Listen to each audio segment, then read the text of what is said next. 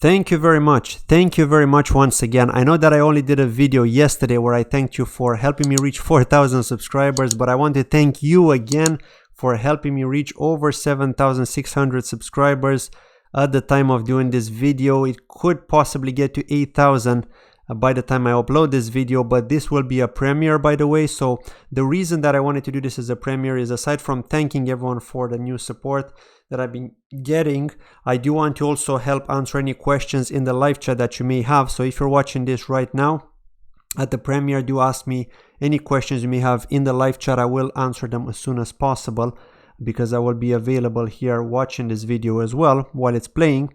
But really, I wanted to do this video to talk a little bit about Polkadot, because a lot of the new people that have joined my group are not too familiar with Polkadot and what's going on and with Kusama. So I just want to kind of like reiterate on the whole ecosystem and kind of go through it a little bit, like just to try and keep it short. Then I'm going to be talking about one project which I'm really bullish on. I've spoken about this before. I've done a dedicated review on it. But yeah, I mean, absolutely amazing. I'd like to thank you very much for supporting this channel and for subscribing and for watching my videos. It was all pretty much thanks to BitBoy Crypto. I went on a collaboration video with him to talk about the top 3 picks from the Polkadot ecosystem, and that's Kusama, Akala Network, and ChainX. As you can see here in this video, top 3 crypto coins set to explode. It got over 205,000 views, so that's absolutely amazing in just 21 hours ago. That's when this was posted, so less than a day ago. Absolutely amazing. And yeah, I'd like to thank BitBoy as well. He was also on my channel, by the way. If you want to watch this video, is the best performing interview that I've had, or collaboration, because it was more like a collaboration. I've had him on my channel like a long time ago. Before we spoke about Amazon, we spoke about crypto in general, back when Bitcoin was only trading at like 4,000 bucks in 2018. So yeah, do check this video out if you're interested. But the other thing I wanted to talk about is the Twitter account. So yes, if you are following me on Twitter, I'd like to thank you very much. I have reached over 1,000 followers on Twitter, so that's great. I was on like 500 followers yesterday before the collaboration video with BitBoy was uploaded. So thank you very much for the support on Twitter. So as part of having 1,000 followers, I did want to put out a poll out there just to kind of get people's thoughts on this. So which crypto ecosystem are you most bullish on in 2021? And I've posted the 3 ecosystems that we know of. Well, Polkadot is live, Cosmos is live, Cardano, the blockchain is live, but the smart contracts are not yet, right? You can stake Cardano, but you cannot use the smart contracts in any way yet. That's part of the 3rd phase of Cardano, which is called Goguen, and that's due to be released at the end of Q1, if I'm not mistaken, as per Charles Hoskinson, the CEO of Cardano. So yeah, do vote here. I'm curious to get your thought. We already had 75,000 votes, and now I'm not logged into Twitter on my laptop here, but I know that Cardano was actually winning in terms of votes. So a lot of the people that have been voting are probably Cardano supporters, probably people that believe that Cardano is going to grow bigger. I know there were a few comments here too. But to talk a little bit about the Polkadot ecosystem here for the new people.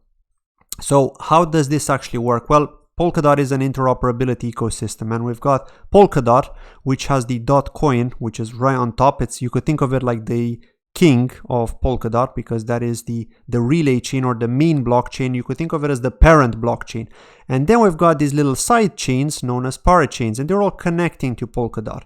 So we're going to have various side chains. And as you can see here, on CoinMarketCap, we've got the Polkadot Eco tab, right? But what this doesn't actually mean is it doesn't mean that all these other projects are going to be parachains. No, a lot of these projects are going to be building on Polkadot in some way, right? Not necessarily as a parachain, because in order to become a parachain, you need to actually have your code ready and deployed to Rokoku testnet. That's what they call it, Rokoku testnet. Once that's deployed, that means that it's on Polkadot.js. Now, Polkadot.js is the official web wallet for Polkadot. If you're watching this on YouTube, the video with the tutorial should pop up on the top right-hand corner of the screen. So do check that out to familiarize yourself with what Polkadot.js is all about, and then maybe come back to this video to watch it later. But you need to be on the Polkadot.js wallet in order to be a parachain, right?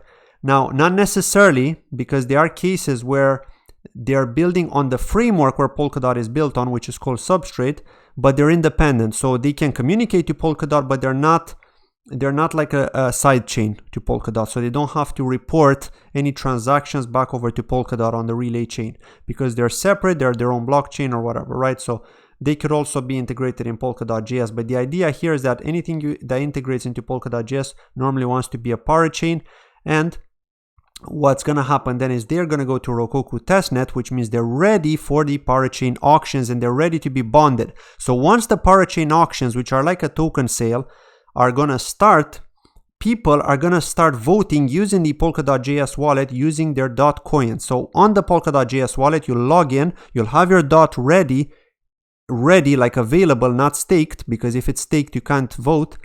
And then you're going to be presented, again, we don't have access to this tab yet, so I can't do like a tutorial. I can't show you right now, otherwise I would have showed you. There should be a tab called Parachains where you're going to be going into it, and then in there you're going to see all the different projects that are taking part in the auction. The auction is going to have a timer. It's going to kick off at a certain time during the day. They're going to announce it, and then you're going to have a list of projects, and then people are going to start voting for those projects by submitting or signing a transaction using their DOT. So what do they do then? Then they have to hope that at the end of the auction, the winner is going to bond, right? And that the winner, and we don't know what the criteria is, right? This is still information that I don't have access to. There has to be some kind of criteria, but I don't know what is the exact criteria to bonding. I mean, aside from the project wanting to become a parachain, needing to have DOT, you also as the holder of DOT and the supporter of that project need to send DOT to help it bond to that parachain. And then in return, you're going to be rewarded if they successfully bond. If they successfully win the auction and bond, only one of them is going to win the auction, then you get rewarded in that specific token from that parachain, because they each have a set of rewards prepared for these parachain auctions. Otherwise, there's no motivation for somebody to vote using their DOT. Now, your DOT will not be locked up. Your DOT will be locked up for up to 2 years, depending on what you decide to vote for, but it will not be gone forever. So that's the important thing to keep in mind here. You will not lose your DOT. It will just be locked up for a period of 6 months minimum and 2 years maximum, and it's going to be in 4 different slots. So it depends on the number of slots you decide to vote for. If you vote for 1 slot, that's 6 months. For 2 slots, that's 1 year, then 18 months, and then finally 2 years. So that's how it's going to be divided and spread. So that's quite interesting because this concept is unique, right, with the parachains, and that's why there's so much hype. And now we've got Kusama, which is the sister network of Polkadot, and the price has been doing tremendously well. As you can see, it broke $200 here. And the circulating supply of Kusama is very low, only 8.4 million. So that's why there's so much hype with this. And also the market cap is much smaller than Polkadot, because it is the cousin of Polkadot, or the sister network, the experimental network, 1.7 billion. So I think that's probably why people are so bullish on this, because they're finding out about Kusama and they're realizing, well, look at the huge difference, the huge gap between Polkadot and Kusama. A lot of people were worried at the beginning because they were thinking it's just an experimental network, but no, it's actually a cheaper version, not only an experimental network, but a cheaper version to be deploying on as a project. If you want to be a parachain and you want to deploy on Kusama, it's cheaper than on Polkadot. Now, I don't know the exact cost, but I do know that it's cheaper, that's for sure. So yeah, there is incentive to use Kusama instead, but mostly projects will go to Kusama first and then they'll go to Polkadot, because they want to test their product before they go on the stable version, which is Polkadot, where it costs a lot of money. Imagine if they had issues on that stable version after spending so much money to bond, how would that turn out, right? So that's why it's so important for them to test on Kusama first, and all the serious projects out there are going to go to Kusama first, test it out, and then they're going to go to Polkadot. And what most of these do, they're going to airdrop you on a 1-to-1 ratio their token from Kusama, from the Kusama's parachain. So usually they'll have a different name. Like when I was talking about this in BitBoy's video yesterday, and if you've been watching this, you probably didn't really understand what I was referring to. But basically, in terms of ChainX, for example, which is a project that is a bridge between Bitcoin and Polkadot, and it's also going to be a parachain, what they're doing is they're going to launch SherpaX as an experimental bridge on Kusama to bring Bitcoin over to Kusama. And then they're going to create that token called KSX. Now, they're going to airdrop that token at the beginning, because on the very first block, on the Genesis block, when it gets created, it's going to generate 21 million KSX tokens. And out of those, around 9 million are going to go to PCX holders, which means that it's going to be airdropped on a 1-to-1 ratio, because at the moment, there are almost 9 million PCX in circulation. Now, the difference with KSX and PCX is, aside from ChainX and PCX, of course, which is the ticker symbol, wanting to be on Polkadot, KSX SharePix is going to be on Kusama, but the total supply is different as well between the two, so they're not an exact copy of each other. So SharePix is going to start at 21 million. ChainX has a max of 21 million, which is going to get generated through the different blocks over years. So at the moment, 50 PCX is being generated every single block, just like Bitcoin was back in 2009 in the early days. So it's going to get halved at the end of May. So every 2 years it gets halved, as opposed to Bitcoin, which is on average every 4 years. And eventually it's going to halve so much that it's going to be generating very little PCX. So yeah, basically 21 million is going to get generated with KSX. A lot of that is going to be airdropped to PCX holders. And then the rest of it is going to be going through the treasury to fund the treasury. And there's going to be then some incentivizing the community. So there's going to be some for marketing. We know there have been some tweets around from the ChainX community trying to incentivize and to bring more new people into the community. So aside from that, they're also going to have a lot of KSX allocated to this parachain auction, because again, you have to incentivize people to lock up their Kusama. So just as you take part in the parachain auction for Polkadot, you need DOT. With Kusama, you're going to need KSM. You're going to need to vote for 6 months to 2 years, between 6 months and 2 years, for SharePix to successfully bond. So hence why it's very important for them to incentivize the community. Like why else would somebody be incentivized to vote for SharePix if they didn't get anything, any tokens, right? So that's why it's important, and that's why they're allocating a certain amount of KSX for the parachain auction. Now, one thing to keep in mind, and this is just so you don't get overhyped from this, is that once a project successfully bonds as a parachain, you will not receive all of your tokens, all of the tokens that you're entitled to. So say you're entitled to, for example, let's say you vote with 10 Kusama for SharePix, and you're entitled to 1000 KSX. Okay, this is just hypothetical. You're not going to receive all 1000 KSX directly to your wallet once they successfully bond to the parachain. The idea is here that they're going to be distributing that in batches. So over time, I'm not sure if it's over 1 year or over 2 years, but over time, you're going to receive increments of your allocation. So instead of all 1000 at once, you're going to get maybe 100 this month, next month another 100, and so on. So this is for them, of course, in order to prevent dumping on the market. So that's actually a smart idea, because that incentivizes people to hold on to their tokens. I know there will be people that will sell, of course, but yeah, the idea is that you're not going to get it all at once. And exactly the same with Akala Network. They've actually announced that too.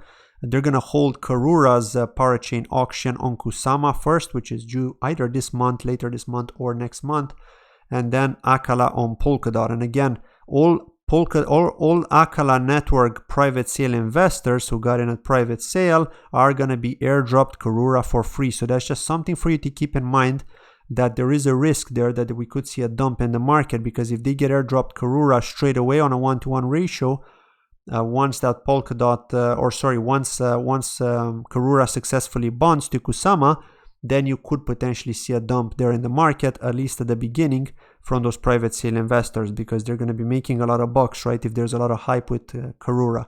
Whereas with Akala, they're going to get their private sale tokens, but that's it. I mean, they're not going to be they're going to have incentive, of course, to dump, but it's not going to be the same as getting the free airdrop, right? So with the free airdrop, it's always riskier. That's what I'm trying to get at.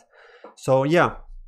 And then, of course, like I was saying here, there are all these different projects, like ChainX is 16th position here, as you can see. Sora, which is part of PolkaSwap, I've done a tutorial on them as well. MantraDAO, I've covered them as well. DeFi platform, they're not trying to be a parachain, they're just a dApp on top of Rio DeFi, which are building a blockchain. They want to be a parachain too on Substrate, and they're going to be a parachain on Substrate as well. So they're going to be basically building on top of them. Aleph as well as a new one, Staffy Staking Finance. I've done a tutorial on them and also a review, so do check it out. If you search on my channel for these videos, for these names, you're going to find them. Crossed I've covered as well on this channel. Ensure Network I've covered, which is an insurance protocol. So all of these here are, and this is a proof of work one, Kulupu. Now the proof of work one has a really strong dev behind it, but the issue with it is that the miners are just dumping on the holders, and there's just no incentive really to hold when you see that the miners are dumping on you, you know, so hence why the price has dropped significantly for a while, and then it came back up now again. So I'm assuming that the miners went to Ethereum, and that's probably why the price has stopped dumping here. Maybe there are just not so many miners anymore on Kulupu. But yeah, quite a lot of projects are trying to build on Polkadot, and not all of them are listed here, like I said. So yeah, they are missing a lot of names here from this list. But yeah, to talk a little bit about PCX, and this is of course one of the coins that I have mentioned on the collaboration video I had yesterday. So it almost reached a new all-time high. It went to 920, as you can see here, just about 4 hours ago, and it took a bit of a pullback, but nevertheless, I mean, it's riding this moving average nicely, so we could potentially see it try to test the all-time high. It's going to find some resistance there. It'll probably pull back a bit, but I'm hoping that it's going to break the all-time high if this keeps on going, because there's a lot of bullish momentum. We could potentially see a huge green bar here hitting the top, and then maybe it's going to come back down and kind of consolidate around this area. But my idea here is that it's probably going to go like this, and then it's going to consolidate around this area, 930, 940, unless it breaks the all-time high, which was in August of last year. So if we go to the one-day chart here you can see this was the all-time high, $9.69. I know that somebody almost 970 actually.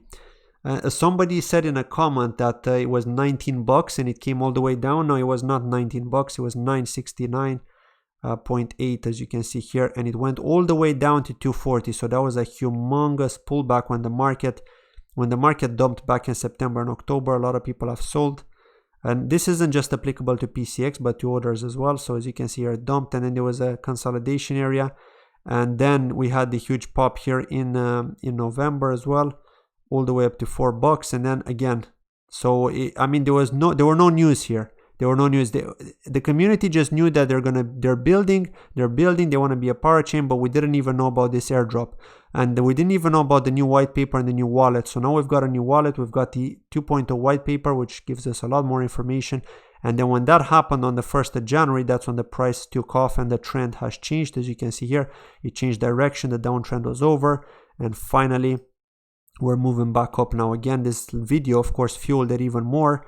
So yeah, I mean, fingers crossed here that we're going to break this, and if we do break it, then eventually, hopefully this is going to turn, if we look at the wider time frames later on, it's probably going to turn into a head and shoulder formation here, where maybe this is the shoulder and then this is going to be forming the head, which is probably going to get to around 11 bucks or so before it comes back down again for retracement. So this is just my assumption. It might not even do that. It might just go around here like that, around the moving average, and just work its way up slowly, which is the ideal scenario, because if it pops too hard here and then comes back down, then it's going to be a bit harder for it to continue this uptrend. So we'll have to see. There is a lot of bullish momentum as the airdrop is closing in. It could be any moment now, considering that the Kusama Parachain auctions could launch this month. And then of course Sherpa X are going to partake in that auction, and if they bond, that's it. All PCX holders are going to be airdropped at Genesis. If they don't hold PCX, they're not going to be airdropped. Just one other thing I want to mention is MXC Exchange, which is the exchange I'm looking at here, is supporting the airdrop, but I do recommend you move the coins over to your wallet, to dapps.chainx.org. I've done a tutorial on that, how you can stake as well. It only takes 3 days to unstake, so there's no reason not to stake for the huge reward, right? 42% API till the 28th of May. And yeah, I mean, I'm going to keep an eye out on this and see what's going to happen. Fingers crossed that we're going to break this all-time high, because that's going to be a psychological barrier. And yeah, we'll see. And again, Hotbit or other exchanges, Gate, they don't support the KSX airdrop. Only MXC do. So MXC are also going to list KSX when they successfully bond. And just a reminder here, I know I was saying that there's only going to be one parachain auction at first, and probably like a ton of projects, maybe like 6, 7, 8 projects, only one of them is going to successfully bond. But then there's going to be a second parachain auction, and a third parachain auction, and a fourth, and a fifth, and a sixth. So they're going to keep on going, right? This is not going to end until 100 parachain auctions, or sorry, 100 parachains have been bonded successfully. So that means 100 parachain auctions are going to take place for 100 parachains to successfully bond, because at the end of every parachain auction, one parachain is guaranteed to bond There's just no way that is not, right? It will definitely bond. So yeah, that's just my short explanation, and hopefully you'll understand that. But the next thing I want to talk about is just this under the radar project. I have spoken about this before. I've done a dedicated tutorial on this. Only 21.9 million market cap, 50 cents, almost 51 cents here. It did go to like 64, I believe it was, or 60, even higher on MXC. But I just wanted to talk about this. Basically, this is an Oracle solution. They're going to integrate into Elrond network, and Elrond are a huge ecosystem now. They've grown significantly, right? They have announced that they're going to integrate with Razer network, also Matic, and also Algorand, and finally Moonbeam, which are going to be building on Polkadot, the smart contracts platform on Polkadot, which is bringing smart contracts over from Ethereum in a really simple way. They're going to basically port them across, or they're offering them the chance to port across if they wish. Now, one of the latest news that we've got with Razer here is that they've listed on Balancer Labs, so you can trade it there as well for more liquidity. But I do think like these guys have 30k followers on Twitter now. They're a decentralized Oracle solution, but I do think that they're going to list on more exchanges. I could see these guys going to Huobi or possibly even Binance very soon. I feel like they're under the radar at the moment, but the fact that Elrond are putting them in the spotlight, we might potentially see a new exchange listing now with these guys. So we'll have to see. We'll have to keep an eye out on that, because I'm constantly monitoring their Twitter. I basically, as soon as we get something, you know, I'm going to try and cover it if I see it. Yeah, I mean, this is pretty much it. There isn't anything else to cover here on today's video. I just wanted to pretty much just talk about Polkadot a bit, to try to explain it in a certain way. And again, if you have questions in the live chat, do let me know. But yeah, this is pretty much it. Thank you for watching this video. Thank you for helping me reach the subscribers I have reached. I very much appreciate it, and I'll see you in my next video. Take care. Bye bye.